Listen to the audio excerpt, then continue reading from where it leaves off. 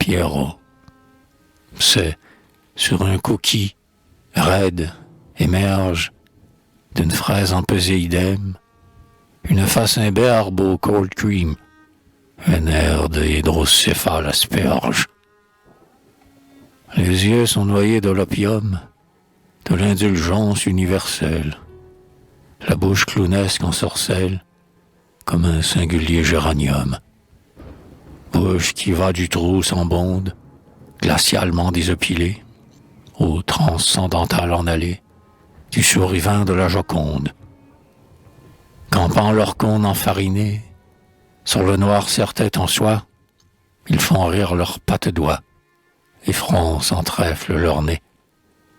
Ils ont comme chatons de bague le scarabée égyptien.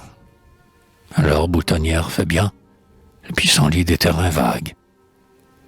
Ils vont, se sustentant d'azur, et parfois aussi de légumes, de riz plus blanc que leur costume, de mandarines et œufs durs. Ils sont de la secte du blême. Ils n'ont rien à voir avec Dieu. Et sifflent, tout est pour le mieux, dans la meilleure des mi-carêmes.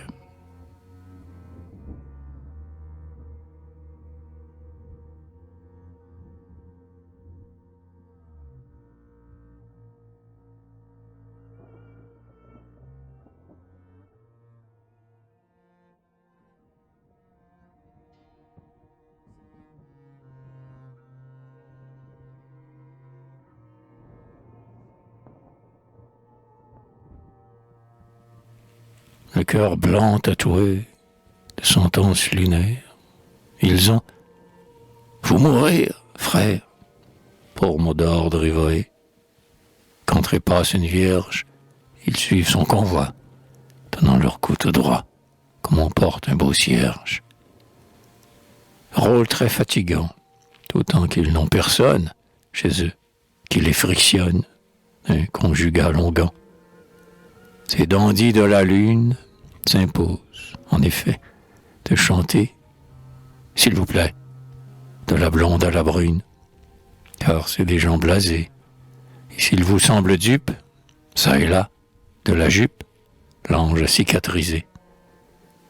Croyez qu'ils font la bête, afin d'avoir des seins, pis-aller de coussins à leur savante tête, écarquillant le cou et feignant de comprendre, de travers, la voix tendre, mais les yeux si filous. D'ailleurs, de mœurs très fines et toujours fort correctes, l'école des cromlecs et des tuyaux d'usine.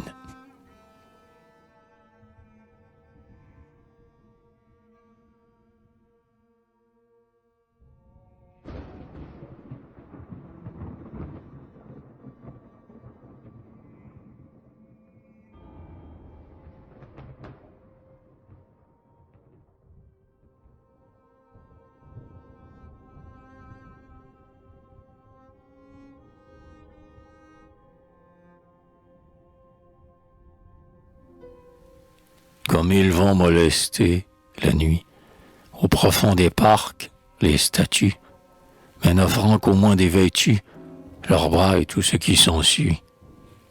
En tête-à-tête avec la femme, ils ont toujours l'air d'être un tiers, confondent demain avec hier, et demandent rien avec armes.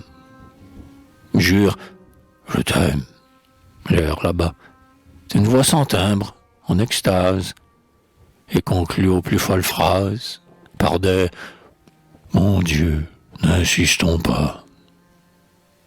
Jusqu'à ce qu'ivre, elle s'oublie, prise d'on ne sait quel besoin, de l'une, dans leurs bras, fort loin, des convenances établies.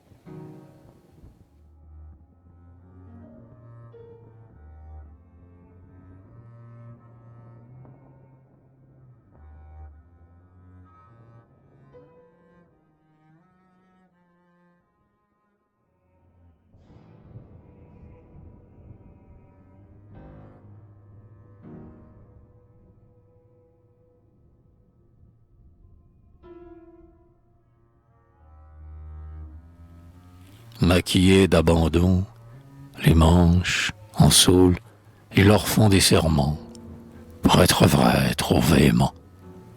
Puis tumultuent en gigues blanches, beuglant, ange, tu m'as compris, à la vie, à la mort, et songe à passer là-dessus l'éponge. Mais c'est pas chez eux parti pris. Hélas, mais l'idée de la femme, se prenant au sérieux encore, dans ce siècle, voilà les torts d'une héros déchirante gamme. Ne leur jetez pas la pierre, oh, vous qu'affecte une jarretière. Allez, ne jetez pas la pierre au blanc paria, au pur Pierrot.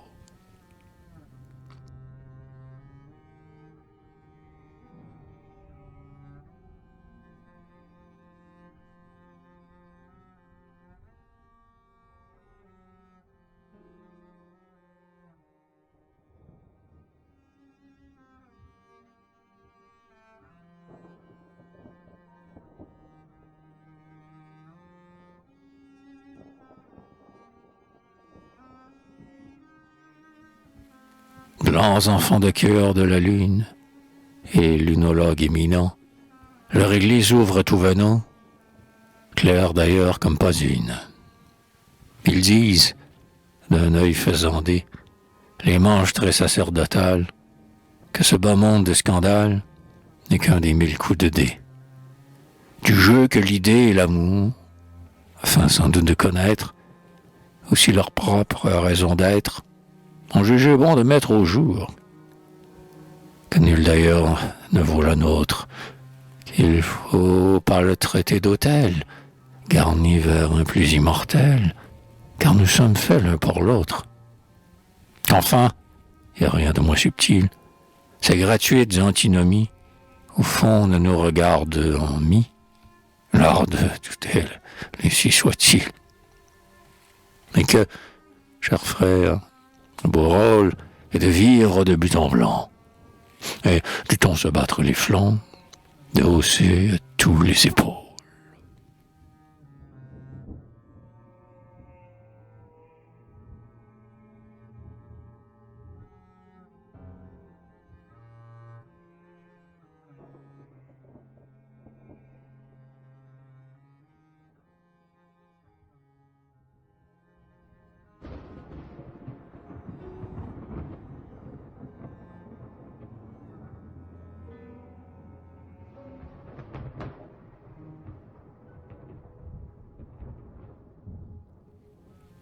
On a des principes. Elle disait, de son air vain fondamental, « Je t'aime pour toi seul. » Oh, là, grêle histoire. Oui, comme l'art. Du calme, au salaire illusoire. Du capitaliste idéal. Elle faisait, « J'attends, me voici. Je sais pas. » Le regard pris de ces larges candeurs des lunes.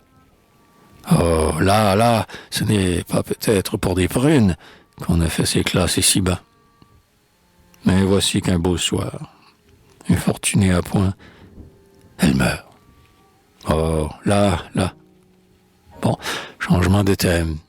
On sait que tu dois ressusciter le 3e jour, sinon en personne, du moins.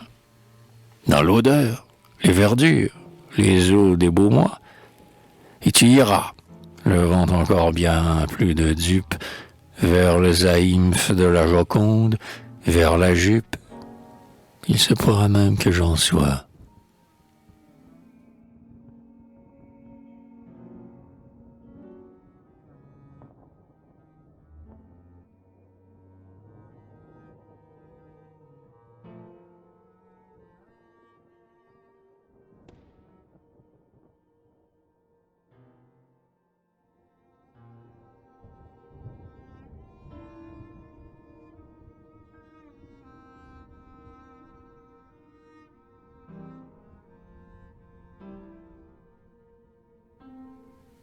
Scène courte, mais typique. Il me faut vos yeux. Dès que je perds leur étoile, le mal des calmes plats s'engouffre dans ma voile.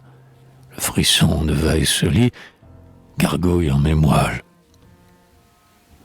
Vous auriez dû me voir après cette querelle.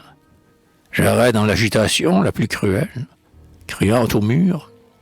Mon Dieu, que dira-t-elle? Mais aussi, vrai, vous me blessâtes aux antennes de l'âme, avec les mensonges de votre traîne et votre tas de complications mondaines. Je voyais que vos yeux me lançaient sur des pistes. Je songeais, ouais, divin, ses yeux. Mais rien n'existe derrière. Son âme est affaire d'oculiste. Moi, je suis laminé d'esthétique loyale. J'ai les trémolos, les phrases nationales. Bref, le violet gros d'œil est ma couleur locale.